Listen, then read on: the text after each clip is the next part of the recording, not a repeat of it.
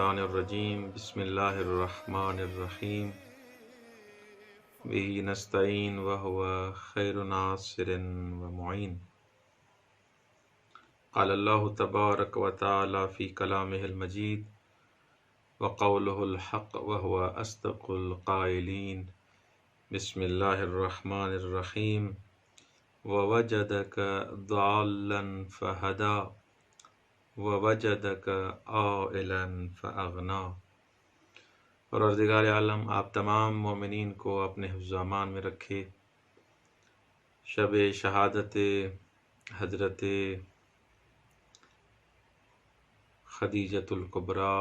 ملکۃ العرب آپ تمام مومنین کے محضر میں بالعموم اور بالخصوص محضر ولی عصر صاحب الزمان امام زمانہ عجل اللہ فرجہ الشریف روحی و ارواح العالمین لتراب مقتمہ الفدا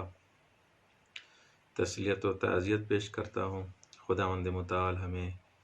اہل بیت علیہ السلام کی سیرت پہ چلنے کی توفیق عنایت فرمائے۔ جناب خدیجہ سلام اللہ علیہا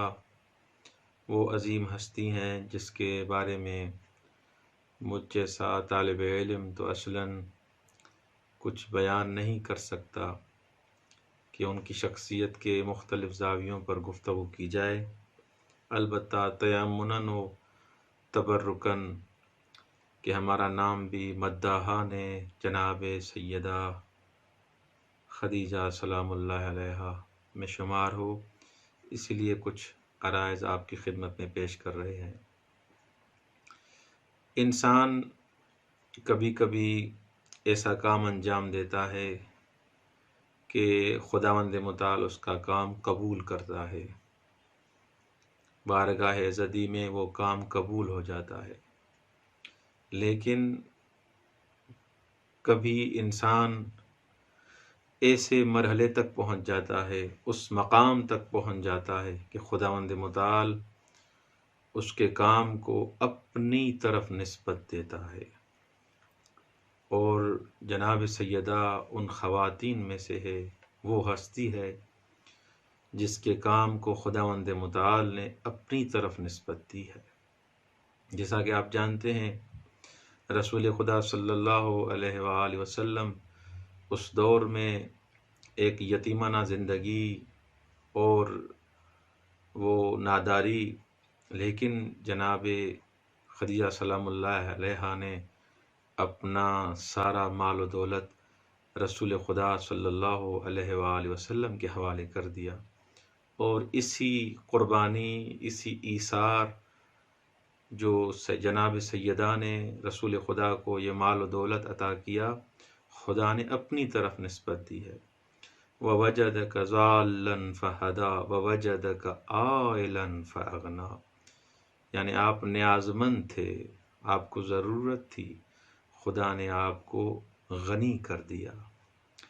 درواقع جناب سیدہ نے جو مال و دولت رسول خدا صلی اللہ علیہ وآلہ وسلم کو عطا کیا، اس عمل کو خدا اپنی طرف نسبت دے رہا ہے۔ کبھی کبھار ایسا ہوتا ہے کہ انسان کوئی کام انجام دیتا ہے، لیکن اس کام کی نسبت بالآخر اسی شخص کی طرف ہوتی ہے، لیکن اس کا عمل قبول ہو جاتا ہے۔ انسان جب مال حلال خدا کی راہ میں خرچ کرتا ہے تو آپ نے قرآن کی آیات مختلف طریقوں سے پڑھی ہیں کہ من جاء بالحسنۃ فلہ عشر امثالھا، 10 برابر۔ اس کے بعد یا مثل الذین ينفقون اموالهم فی سبیل اللہ کمثل حبۃ انبتت 7 سنابل فی کل سنبلۃ 100 حبۃ واللہ یضاعف لمن یشاء واللہ واسع علیم۔ یہاں پر خداوند متعال انسان کا عمل قبول کر رہا ہے، اور جب انسان راہ خدا میں اس مال حلال کو، البتہ مال حلال شرط ہے، ایسے نہ ہو کہ چوری کر کے، ڈاکہ ڈال کے اور غصب کر کے یتیموں کا مال ان سے چھین کر راہ خدا میں خرچ کرے، یہ اس کو ثواب نہیں ہوگا۔ کیوں؟ کیونکہ اس کا مال تھا ہی نہیں۔ جب اس کا مال تھا ہی نہیں تو اس کو ثواب کس بات کا؟ لیکن جو انسان مال حلال کو راہ خدا میں خرچ کرتا ہے، خداوند متعال اس کے عمل کو قبول کرتا ہے اور اس کی پاداش دیتا ہے، اس کا اجر دیتا ہے، اور اس کو 700 برابر یا 1400 برابر اس عمل کی جزا عطا فرماتا ہے۔ لیکن یہاں پر یہ بات ہے کہ اس عمل کو خداوند متعال نے قبول کیا ہے،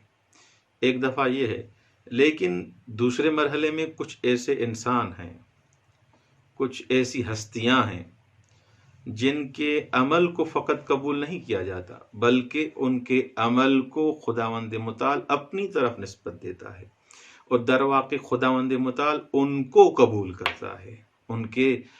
مال کو، ان کی دولت کو قبول کرنے کے علاوہ خود ان کو قبول کرتا ہے۔ جیسے آیت اللہ جوادی عاملی حافظہ اللہ نے فرمایا کہ عامل الصالحات الگ بات ہے، نیک کام انجام دینا ایک الگ مرحلہ ہے،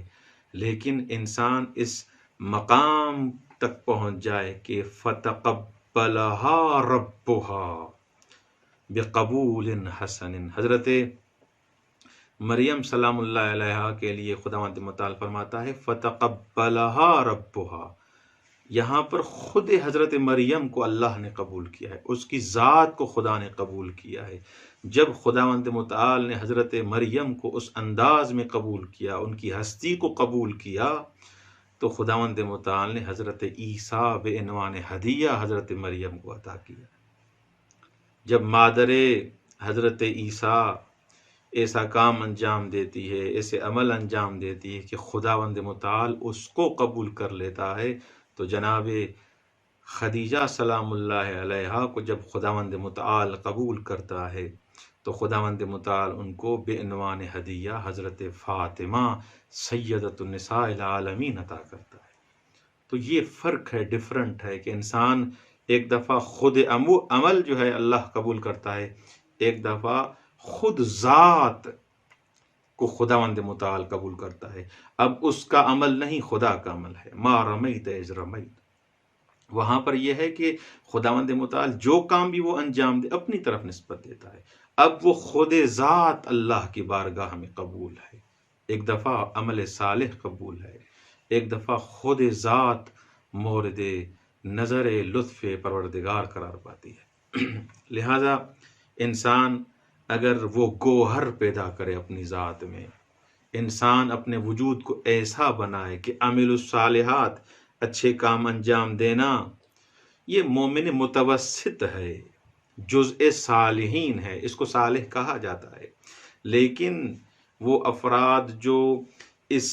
عامل الصالحات سے نکل کر خود صالح بن جائیں، عمل صالح سے نکل کر خود صالح بن جائیں، خود ان کی جو ذات ہے وہ مورد لطف پروردگار قرار پائے، تو وہاں پر یہ انعامات اور لطف پروردگار ان کے شامل حال ہوتے ہیں۔ تو لہٰذا انسان اگر جناب سیدہ خدیجہ سلام اللہ علیہا کے مقام کو اگر پہچاننا چاہے تو عام انسان کے بس کی بات نہیں ہے، لیکن جناب سیدہ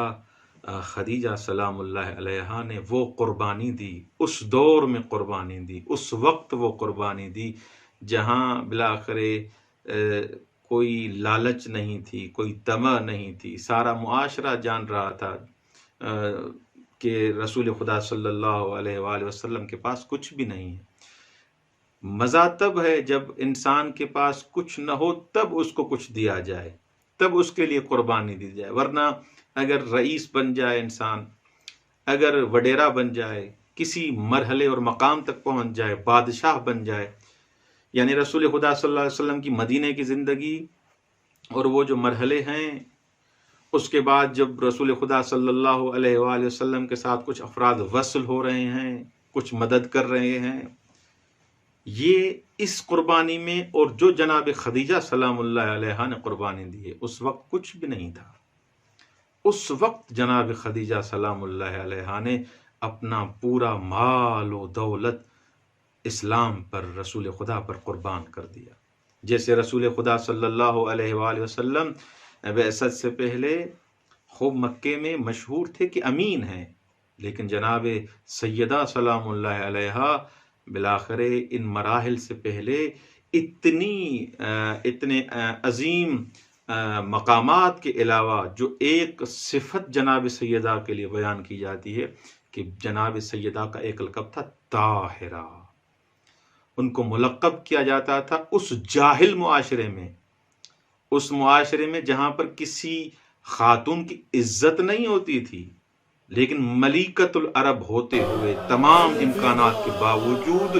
جو لقب دیا جا رہا ہے اس معاشرے میں اسلام سے پہلے